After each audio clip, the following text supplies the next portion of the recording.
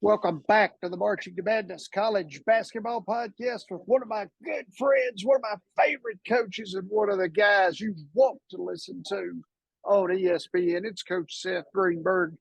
Coach Greenberg checks in as he built challenging programs at Long Beach State, South Florida, and Virginia Tech. Coach, welcome. Good to see you, man. I'm happy you're feeling better, and it's a great time of the year. Happy holidays. Obviously, our thoughts and prayers. I know you're in Charlottesville, to the good people in Charlottesville and the university and all people that have been impacted by it. It kind of hits home for us in terms of, my daughter was at Virginia Tech when they had those shootings, and there's no cliff notes on how to handle something like that. And the strength of the community usually endures, and that's what we're seeing in Charlottesville. So our thoughts and prayers to all those impacted. Definitely my thoughts and prayers as well, as I've been up here, recovered from the injury and the car accident. I've been up here since May. So, it's a really good community. It's a really dynamic community, and my prayers and thoughts are out as well. Hey, all right. Last night, we saw a huge 93-74 win for number 11 Texas over Gonzaga. The Longhorns shot 49% from the floor. They forced 20 turnovers.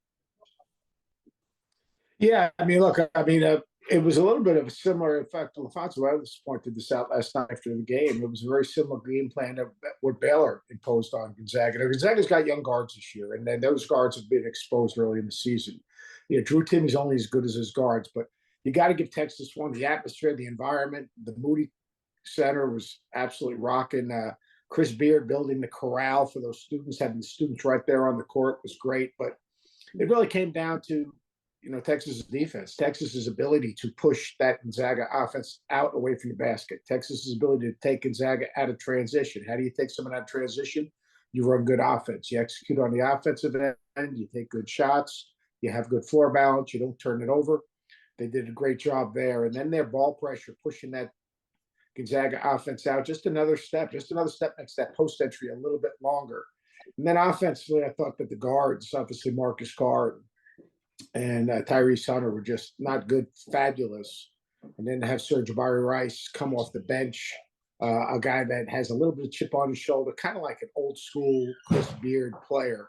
I thought that was it was really important. But a great scene, great for college basketball. Gonzaga obviously plays in San Diego, then turns around and plays that game. Michigan State plays in San Diego, has the big win in Champions Classic against Kentucky. So we're starting to see these games that everyone gets excited about. What's your analysis of the first 9 days of the season, Ben? We've had some upsets, stunning upsets early. Yeah, I can, the ACC and the Pac-10 have not played well. Let's put it this way, the SWAC played really well because they did a great job in that Pac-12 SWAC challenge. And then, the ACC, Florida State and Louisville have really struggled. Louisville 3 one-point losses, the first time in the history of college basketball. Someone loses their first 3 games by 1 point. And then Florida State they're a little bit banged up, but these are games you expect them to win. So, the Pac-12, Cal, really struggling. Arizona State got a good win last night against VCU, but they've had some losses that are a little bit of head scratchers. So, Colorado goes and gets beat by Grambling, then turns around and has a great win against Tennessee. So there is, a little bit of it takes time to settle in. I don't overreact too much to stuff in November. These are all fact-finding missions, but, there's been a lot of guaranteed money lost. Schools that are paying a lot of money for schools to get wins early in the season, and that's not a great return on the investment. Do you think the difference or the distance between the quote-unquote high major teams and the upper mid-major teams is closing some? I don't know about that. I think, everyone talks about transfers transferring up, but also guys transfer down. And when guys transfer down, they probably go to a situation where they've got a greater role and a greater opportunity.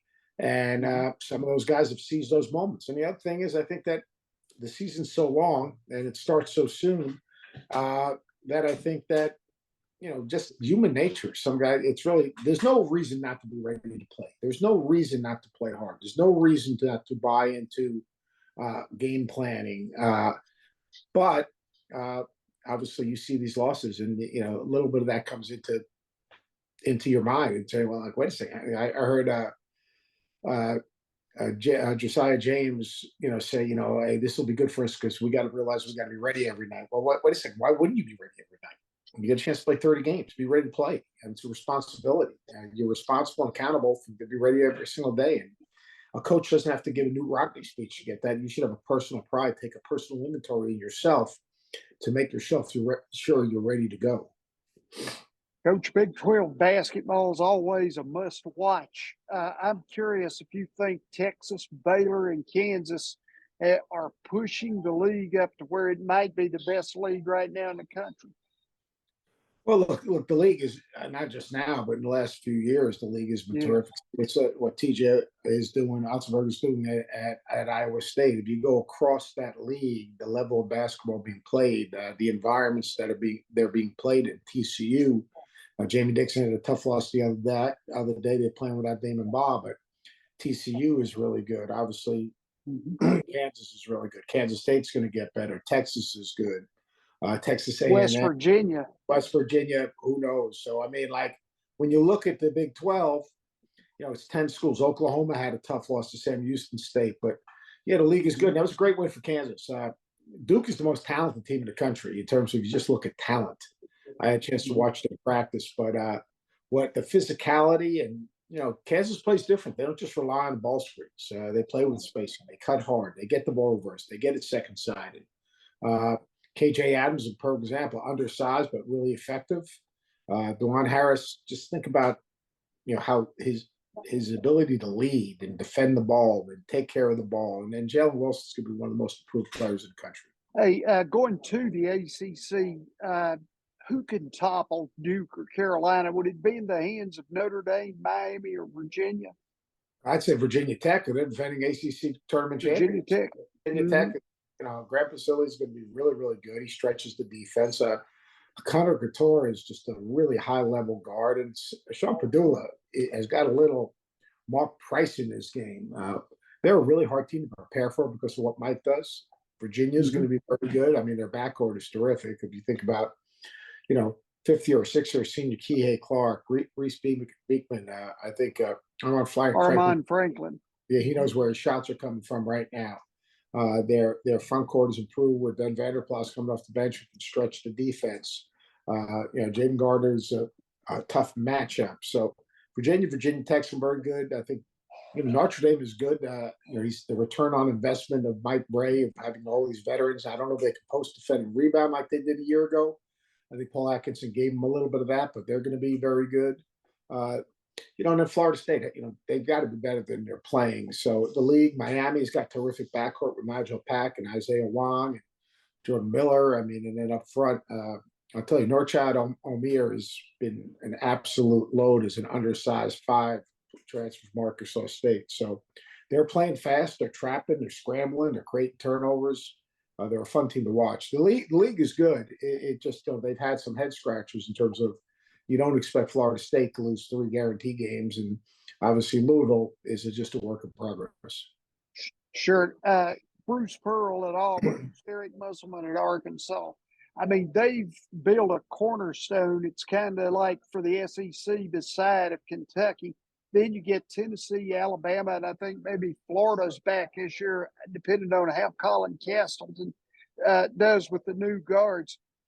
Do you think that maybe this is the toughest the SEC's been? Well, they got 6-7 teams that are going to be in the tournament. They got 6 teams that can advance. Texas A&M, just their style of play makes it hard to play against.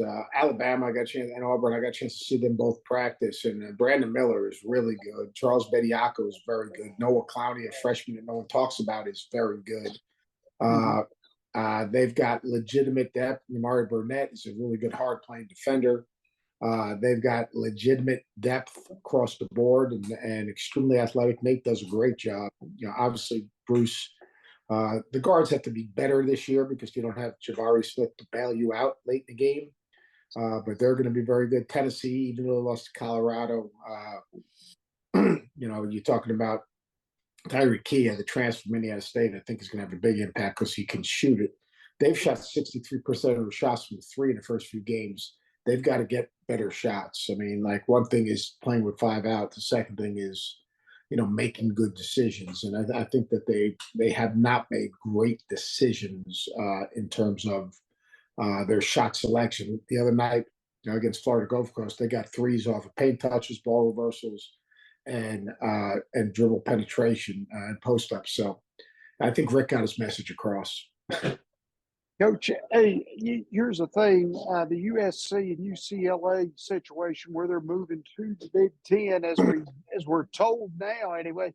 Wouldn't this have been better if it would have just been done for football? I mean, basketball, it feels like one of those teams, or both of them, could play 3 games in a row on the same week because they're going across the country. What's your take on that situation? Not changing.